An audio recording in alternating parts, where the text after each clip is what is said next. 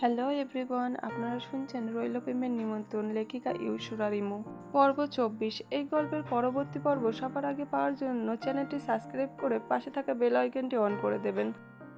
বাড়ির গেটটা পেরিয়ে মূল সড়কে উঠতেই সায়র খুব স্বাভাবিক গতিতেই বাইকটা এগিয়ে নিয়ে গেল। সকালের আলো তখন ধীরে ধীরে চারপাশে উজ্জ্বল করে তুলছে।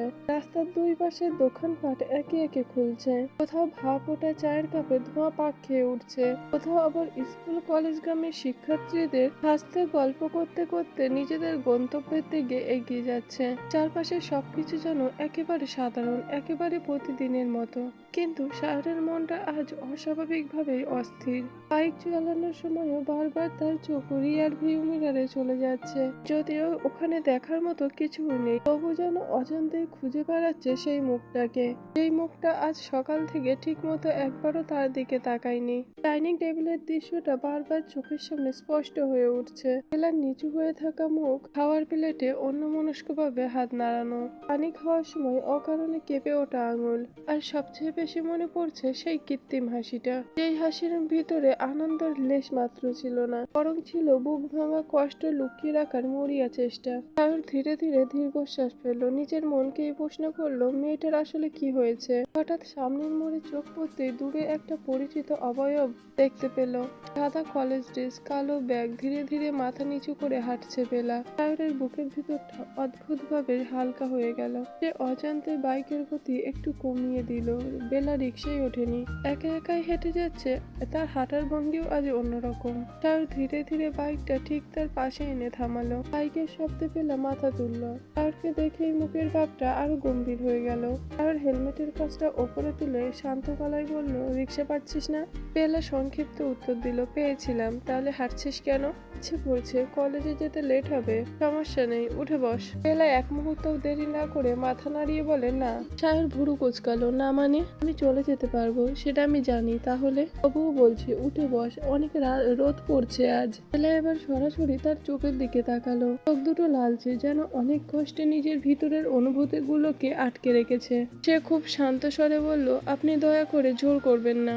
সায়র কয়েক সেকেন্ডে নিশ্চুপ হয়ে গেল। আজ বেলার কণ্ঠে রাগ নেই, অভিমানও নেই, বরং এক ধরনের ক্লান্তি আছে। যে ক্লান্তি মানুষের শরীরে নয়, মনে বাসা বাঁধে। সায়র ধীরে ধীরে বাইক থেকে নেমে দাঁড়ালো। বাইকটা রাস্তার এক পাশে রেখে কয়েক পা এগিয়ে এলো। বেলা একটু অবাক হয়ে তাকালো। সায়র খুব ধীরে বলল, আমার দিকে একবার তাকাবি? বেলা তাকালো, কিন্তু সেই দৃষ্টি মাত্র কয়েক সেকেন্ড স্থির ছিল। পরক্ষণে আবার চোখ নামিয়ে ফেললো। সায়র লক্ষ্য করলো আজ বেলার চোখের নিচে হালকা কালচে ছাপ। মনে হচ্ছে রাতে ঠিক মতো ঘুম হয়নি।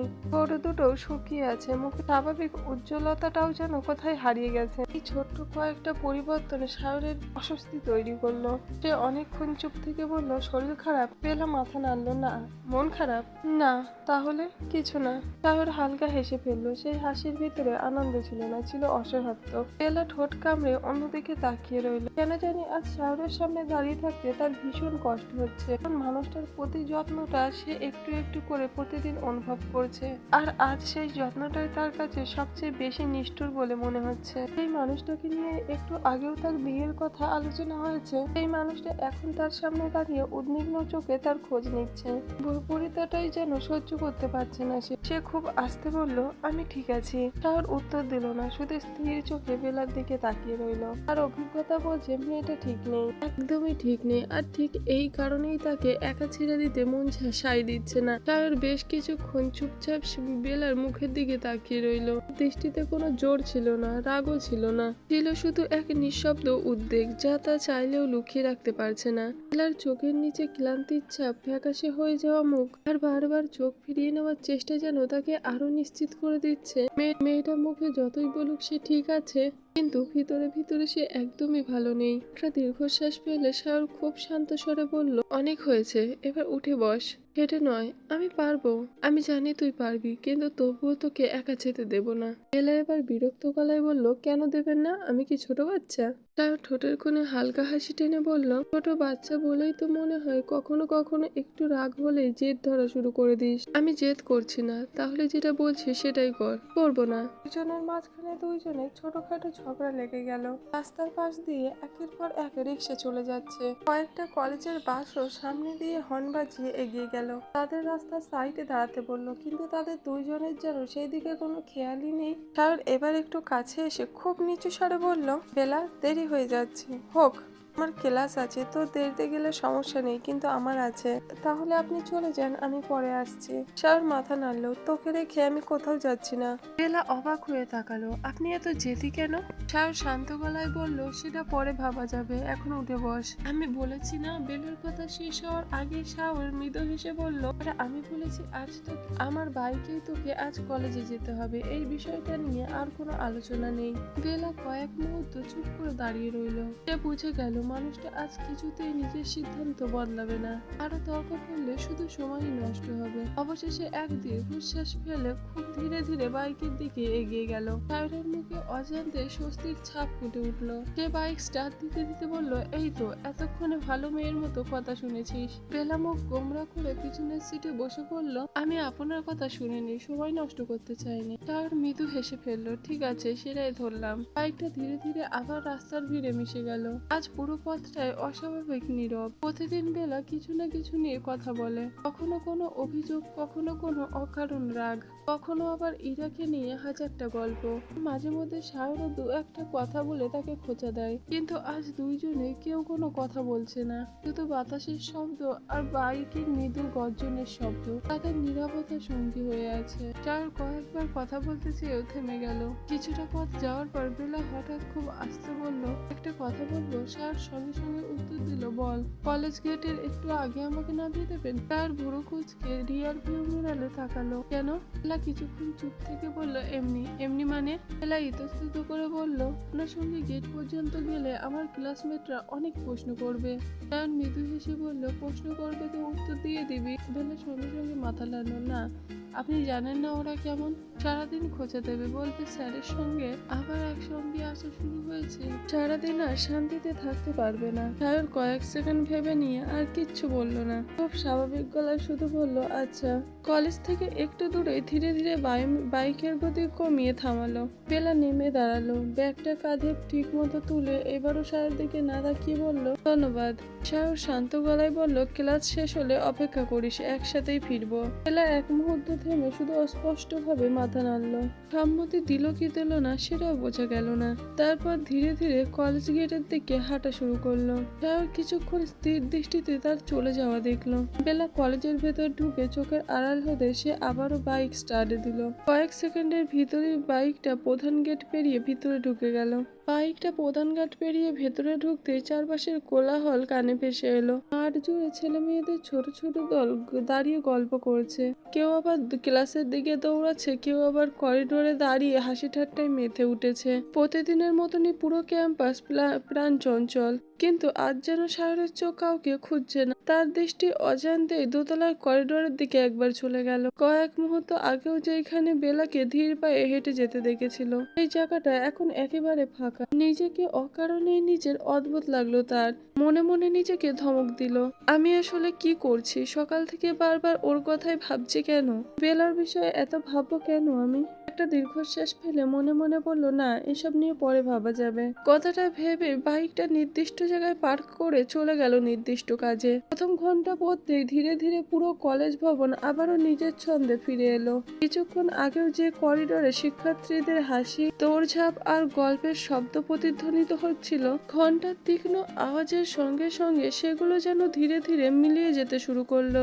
একে একে সবাই নিজ নিজ শ্রেণীকক্ষে ঢুকে পড়লো। কোথাও শিক্ষক শিক্ষার্থীদের উপস্থিতি নিচ্ছে, কোথাও ঘস ঘস মারকারের শব্দ ভেসে আসছে। জানালার ধারের বেঞ্চটায় চুপচাপ বসে আছে বেলা। সামনে খোলা বই, পাশে সুন্দর করে সাজিয়ে রাখা খাতা আর কলম। বাইরে থেকে দেখলে মনে হবে সে মনোযোগ দিয়ে ক্লাস করছে, কিন্তু তার চোখের গভীরে একবার তাকালেই বোঝা যায় সে শ্রেণীকক্ষে থাকলেও তার মন দূরে কোথাও হারিয়ে গেছে। শিক্ষকের কণ্ঠ ভেসে আসছে, বোর্ডে একের পর এক গুরুত্বপূর্ণ বিষয় লেখা হচ্ছে। পুরো ক্লাসের সবাই মনোযোগ দিয়ে নোট তুলছে, অথচ অথচ বেলার খাতার কলমটা অনেকক্ষণ ধরে এক জায়গায় আটকে আছে। অজান্তেই একই শব্দের ওপর বারবার দাগ টেনে যাচ্ছে সে। কখন যে পুরো লাইনের কালিটা ঘন হয়ে গেছে সে নিজেও খেয়াল করেনি। তার কানে এখন স্পষ্ট ভেসে আসছে সকালের সেই কথাগুলো। রূপসার মতন মেয়ে এই বাড়ির বউ হওয়ার যোগ্য। যত তাড়াতাড়ি সম্ভব ওদের পরিবারের সঙ্গে কথা বলা উচিত। কথাগুলো যেন শুধু কানে না, বুকের ভিতরেও প্রতিধ্বনি হচ্ছে। সে নিজের অজান্তে খুব ধীরে একটা দীর্ঘশ্বাস ফেললো। মনে মনে নিজেকে বোঝানোর চেষ্টা করলো, এসব নিয়ে আমি এত ভাবছি কেন? উনি আমার কে? উনি যাকে বিয়ে করুক তাতে আমার কি যায় আসে? কিন্তু এই প্রশ্নটার কোনো উত্তর তার নিজের মনও তাকে দিল না। যেন প্রতিবার নিজেকে বোঝাতে গেলে বুকের ভিতরের অস্বস্তিটা আরো একটু করে বেড়ে উঠছে। ঠিক তখনই পাশে বসে থাকা ইরা আলতো করে কনুইয়ে ধাক্কা দিল। বেলা চমকে উঠে তাকালো, কি হয়েছে? ইরা কয়েক সেকেন্ড তার মুখের দিকে তাকিয়ে রইল, তারপর নিচু গলায় বলল, স্যার 3বার তোর নাম ধরে ডাকলেন, তুই একবারও শুনলি না? বেলা ভাবাচাকা খেয়ে সামনের দিকে তাকালো। শিক্ষক ইতিমধ্যে অন্য একজনকে প্রশ্ন করছেন। লজ্জায় তার মুখটা লাল হয়ে উঠলো। সে ছোট্ট করে বলল, খেয়াল করিনি। ইরা অবাক হয়ে তাকিয়ে রইল। এটা সেই বেলা নয়। ক্লাসে সবার আগে উত্তর দেয়, মাঝে মধ্যে ভুল উত্তর দিয়ে পুরো ক্লাসকে হাসিয়ে ফেলে, আবার নিজেই নিজের ভুল নিয়ে হাসতে থাকে। আজকের বেলা যেন সম্পূর্ণ আলাদা একটা মানুষ। ইরা আবারও ফিসফিস করে বলল, তোর শরীর খারাপ? বেলা মাথা নাড়ল না। তাহলে মন খারাপ? বেলা কয়েক সেকেন্ড চুপ করে, তা তেমন কিছু না রে। ইরা আর তেমন কিছু জিজ্ঞেস করলো না, কিন্তু তার চোখে স্পষ্ট উদ্বেগ। কারণ সে ভালো করেই জানে বেলা যখন সত্যিই ভালো থাকে তখন পুরো ক্লাসটা তার হাসিতে সরগরম হয়ে থাকে। আজ সেই হাসিটাই নেই, বরং এমন এক নীরবতা আছে যেটা বেলার স্বভাবের সঙ্গে একেবারেই বেমানান। সময়ের গতিতেই এগিয়ে যাচ্ছে, কিন্তু বেলার মন যেন সময়ের সাথে এগোতে পারছে না। মাঝে মাঝে সে জানালার বাইরে তাকিয়ে থাকে, কলেজের মাঠের ওপর দাঁড়িয়ে থাকা জারুল গাছটার দিকে। হালকা বাতাসে ফুলগুলো দুলছে। বেলা নিজেকে শক্ত করার চেষ্টা করলো, না আর ভাবা যাবে না, যত ভাববো ততই কষ্ট হবে। রিক্সাটা ধীরে ধীরে কলেজের গেট ছেড়ে এগিয়ে যেতে শুরু করলো। পুরে রোদ তখন আগের চেয়েও অনেকটাই তীব্র হয়ে উঠেছে। রাস্তার দুপাশে মানুষজন যে যার কাজে ব্যস্ত। কোথাও দোকানের সামনে ভিড়, কোথাও আবার যানজটের সামনে একের পর এক গাড়ি এসে থামছে। চারপাশে এত মানুষের কোলাহল, এত মানুষের আনাগোনা, তবুও বেলার কাছে যেন সবকিছুই নিস্তব্ধ লাগছে। রিক্সার এক পাশে মাথাটা হেলিয়ে চুপচাপ বসে রইল বেলা। বাতাসে তার হিজাবের এক পাশ বারবার উড়ে এসে মুখে পড়ছে। সে অন্য মনস্ক ভঙ্গিতে সেটা সরিয়ে দিচ্ছে, কিন্তু তার মন যেন অন্য কোথাও আটকে আছে। এখনো সকালের কথাগুলো বারবার মনে পড়ছে। ডাইনিং টেবিলে বসে মুমতাজ বেগমের দৃঢ় কণ্ঠে বলা কথাগুলো। বেলা চোখ বন্ধ করে খুব আস্তে একটা দীর্ঘশ্বাস ফেললো। নিজেকে যখনই বোঝাতে চাইছে এসব ভাবার কোনো অধিকার তার নেই, ততই যেন বুকের ভিতরের কষ্টটা আরো গভীর হয়ে উঠছে। সে মনে মনে নিজেকেই বলল, এইভাবে আর চলতে দেওয়া যাবে না, আমাকে স্বাভাবিক হতে হবে। ওনার কাছ থেকে একটু দূরে থাকলেই মনে হয় সবকিছু আগের মতন হয়ে যাবে।